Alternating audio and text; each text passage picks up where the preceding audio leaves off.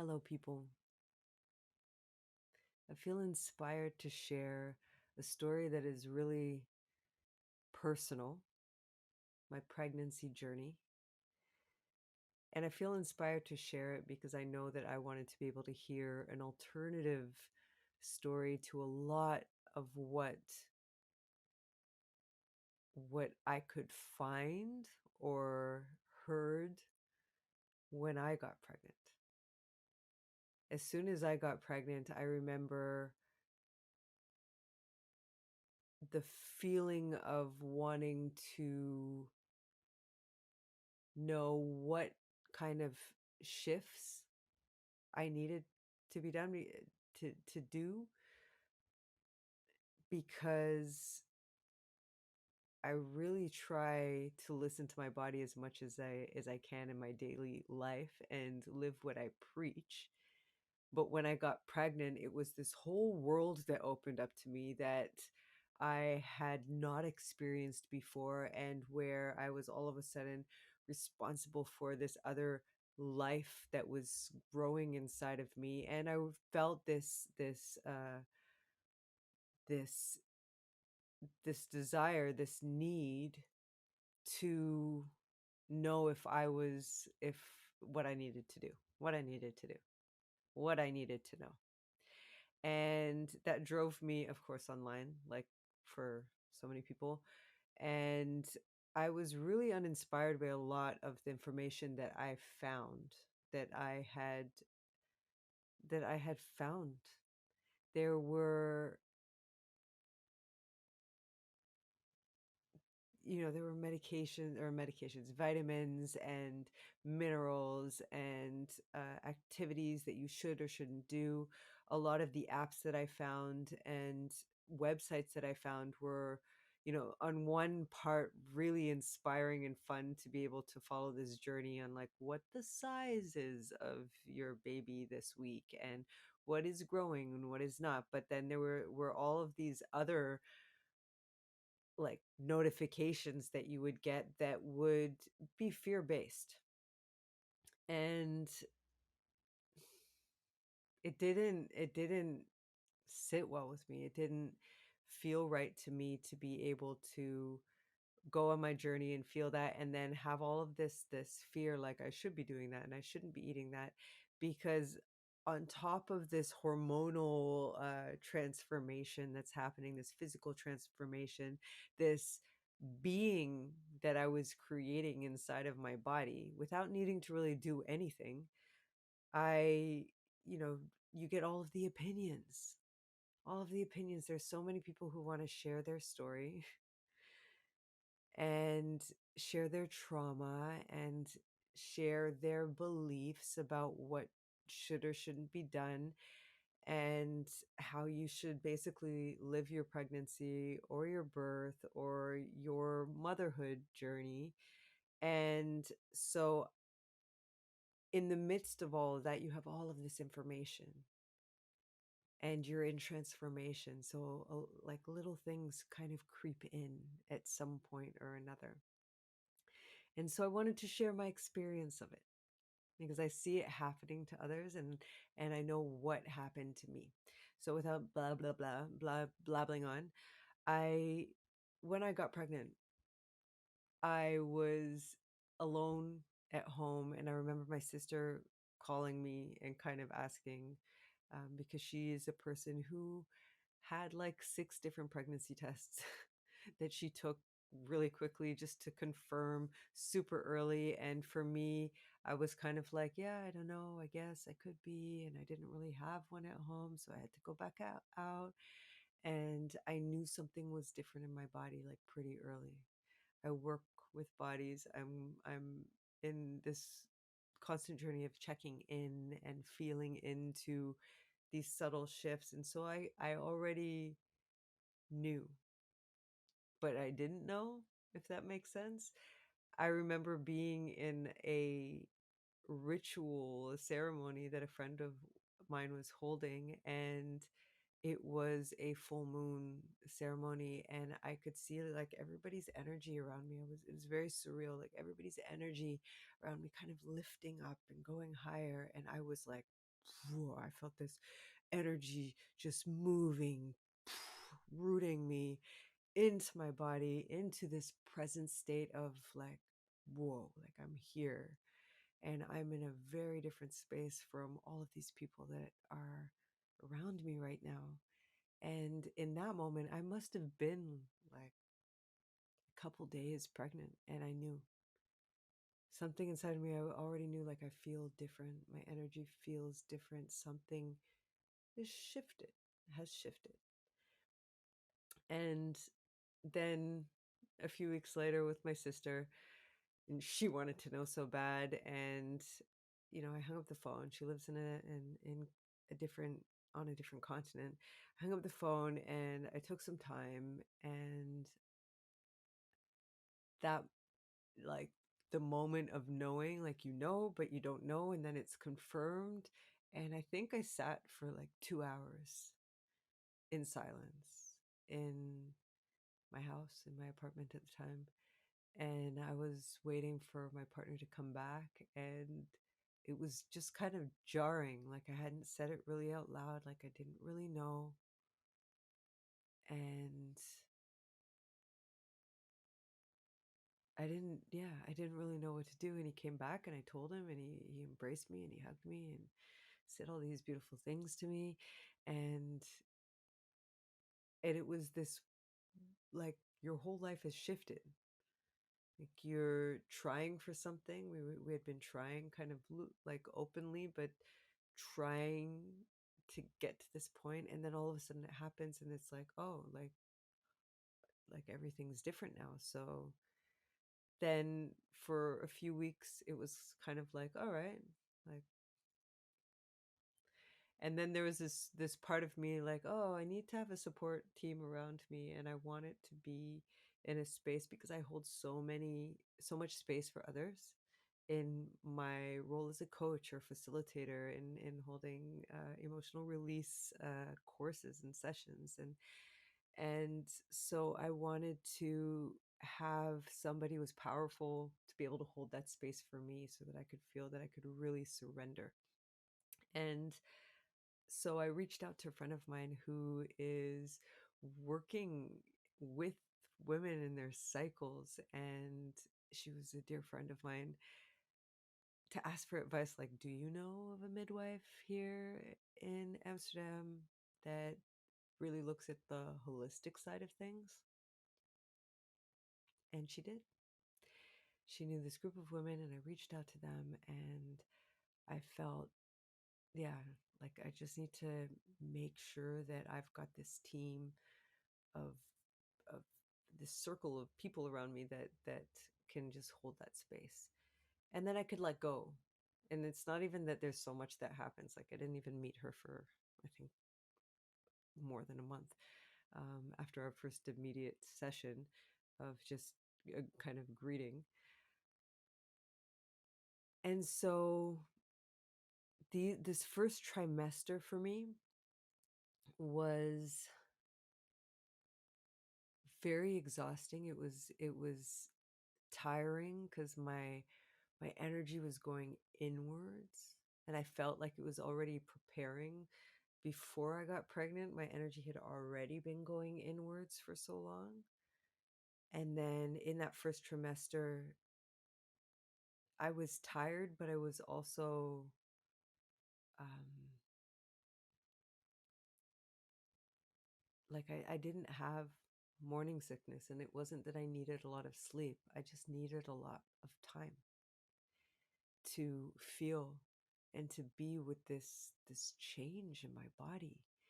And I remember waking up at 6 o'clock in the morning and just having like an hour of laying down in bed, and then getting up and stretching and moving and undulating with my body, but having that first hour of silence and being able to watch how the light changed throughout those months, because it was getting darker and darker and darker. So it would really be like this darkness moment where I could look out of the window. We lived on the 11th floor at that time, and be able to see the city and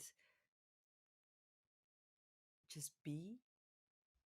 be in my body, feel, breathe, have a moment of quiet, and allowing my body and all the hormones and everything that needs to happen to start waking up, to start my day.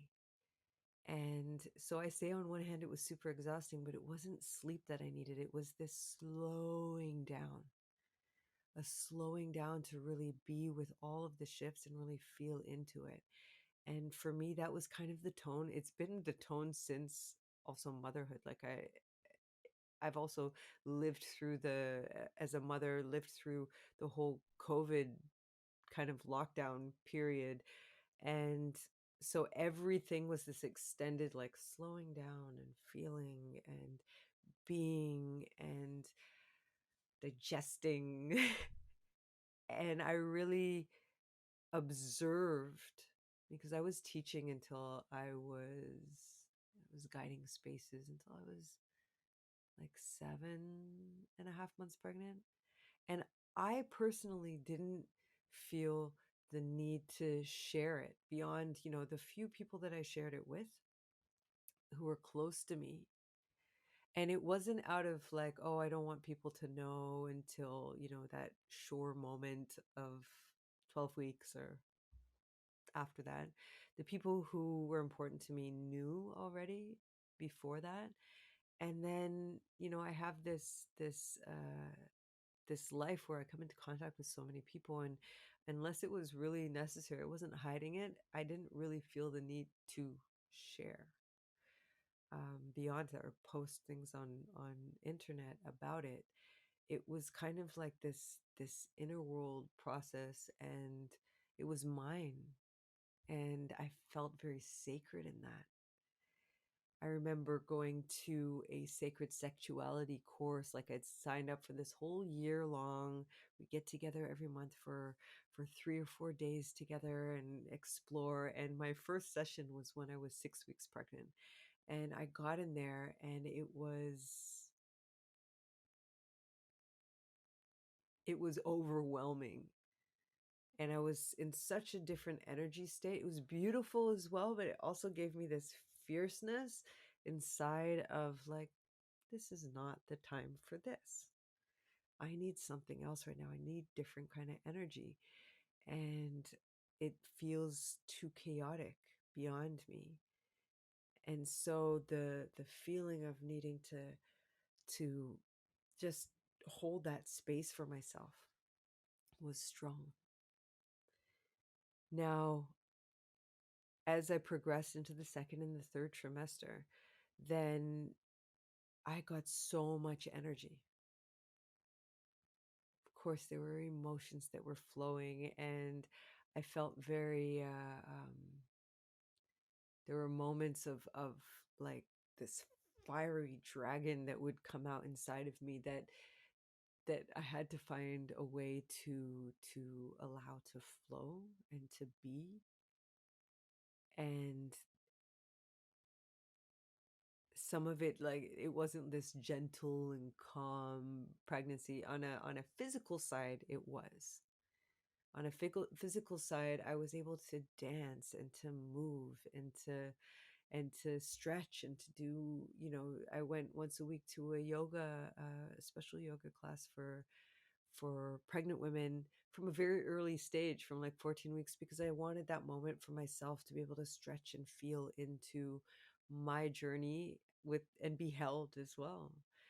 And not only have holding space for others, but also having that space held for myself, and dive into it and stretch. And I really needed that. Like, I really needed to have a daily yoga or stretch or movement, like opening the space, especially the bigger that I got, to open the sides of my hips.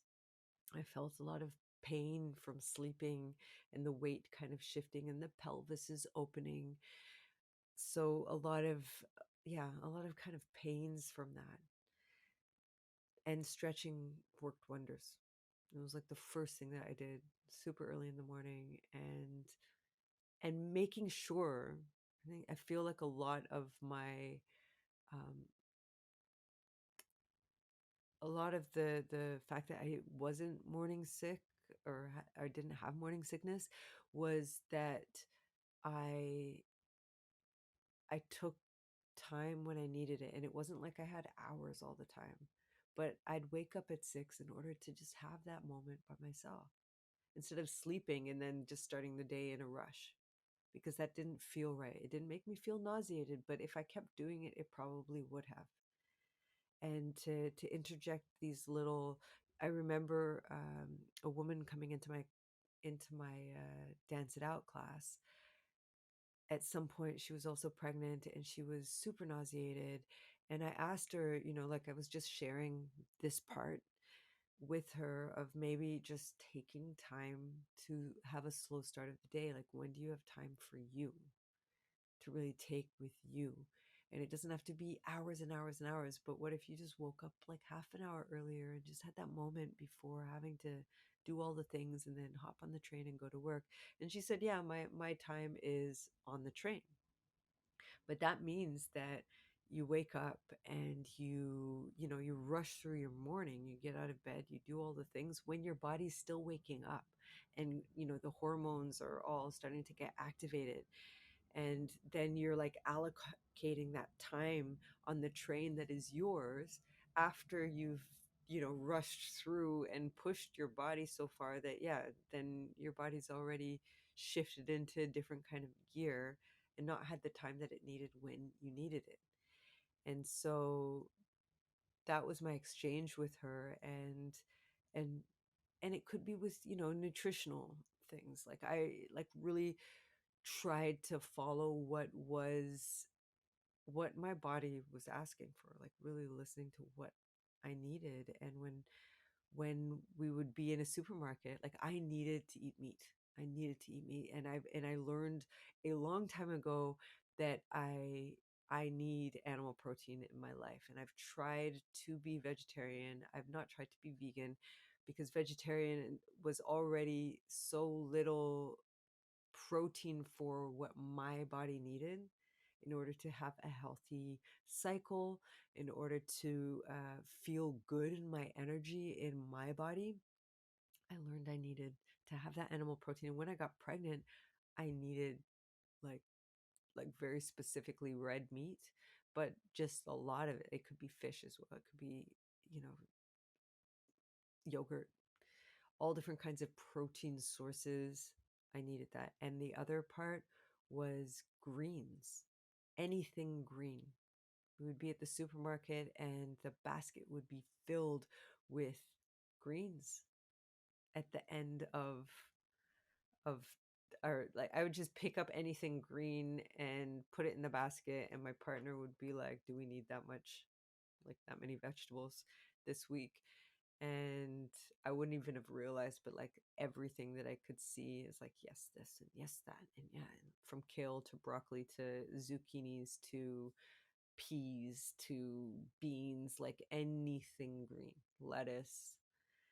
And fruits, not so much. Fruits, I ate some fruits every now and again, but it wasn't my craving. I didn't have the classical kind of cravings that people had. Nothing really sweet. The sweets came when I was nursing.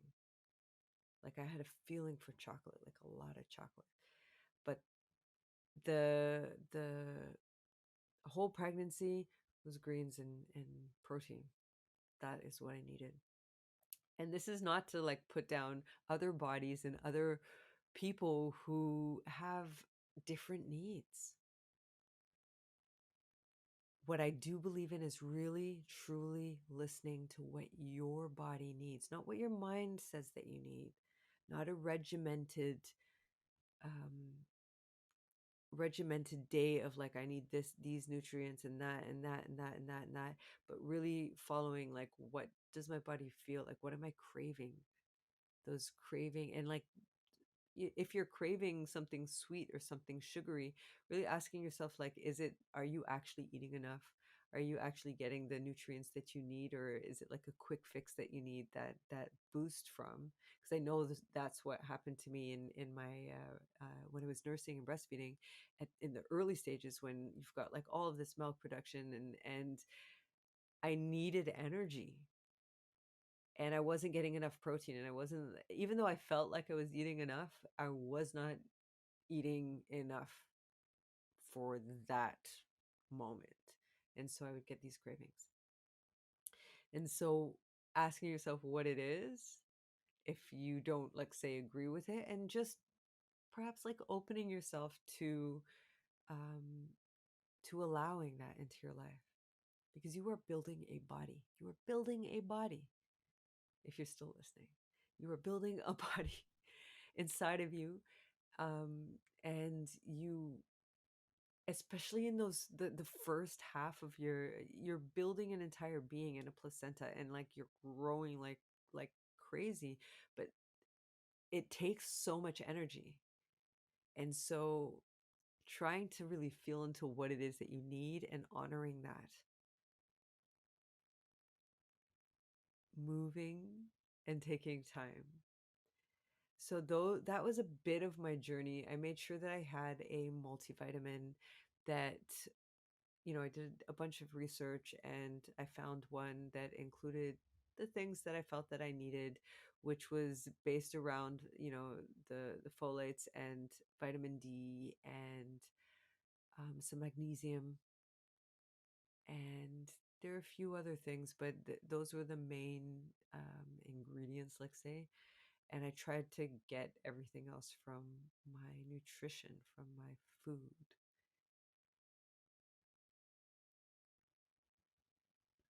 Feeling into if there's, because I've just been going on and on and on and on. If there's anything else that wants to be shared, this sense of like this, like being in a bubble. So my energy, I've never felt so expanded in my energy and also very grounded. But it was like this fierce, um, like bubble of energy, like a huge bubble of energy that was around me that continued to grow. And that would also, like, I would feel into the amount that I was able to offer others as a facilitator in my guiding, in my teaching, in my coaching, and notice where, there were certain patterns that I recognized inside of myself where I was offering. In the past, I had the energy to be able to, like, kind of put my wing under someone and carry them along. And but therefore also sometimes bypassing somebody's actual need to have that discomfort for their own journey, their own life journey. So to feel the discomfort, to feel um, how they can, build that safety for themselves and continue with a group.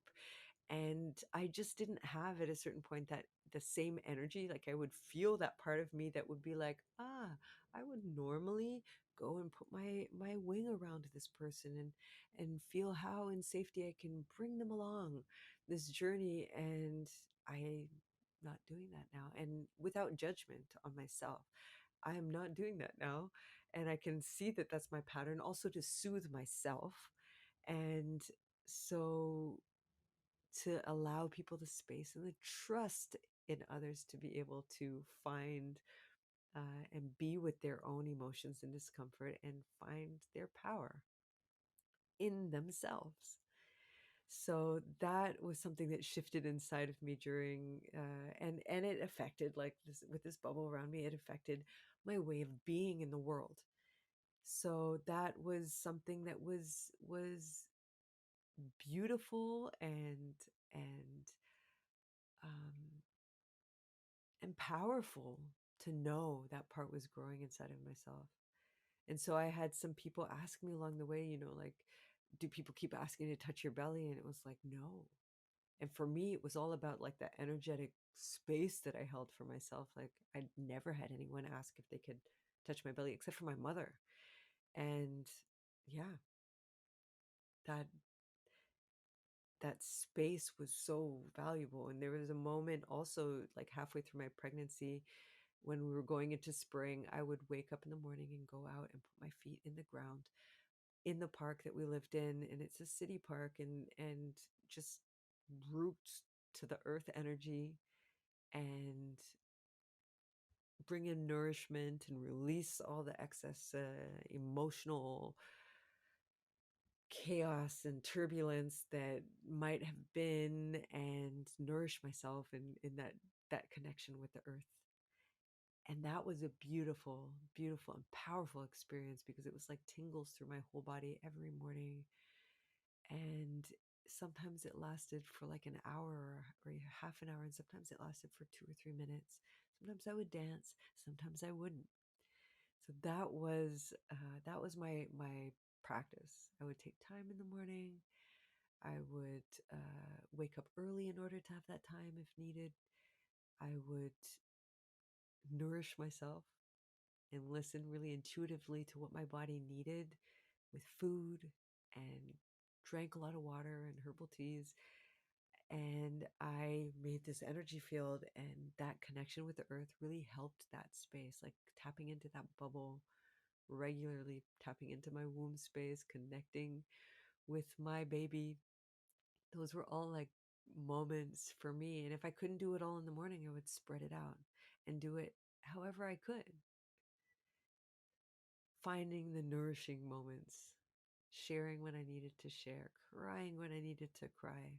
And I needed to cry so much, so much, about all kinds of things. I had to stop watching certain series that I had been watching. Like, I had to unplug from any kind of international news. And this might not be the journey for you, but I wanted to share because I feel I've been asked so many times. So that is a little bit about my story. If you have questions, or if you want to know more, please let me know. Yeah, I'll let you go now. You've been listening for super long. So thank you for your time. I will make another episode about my breastfeeding journey, and about my birth story as well. But that will come at another time. Thank you. Thank you for your time. Thank you for listening. Much love to you.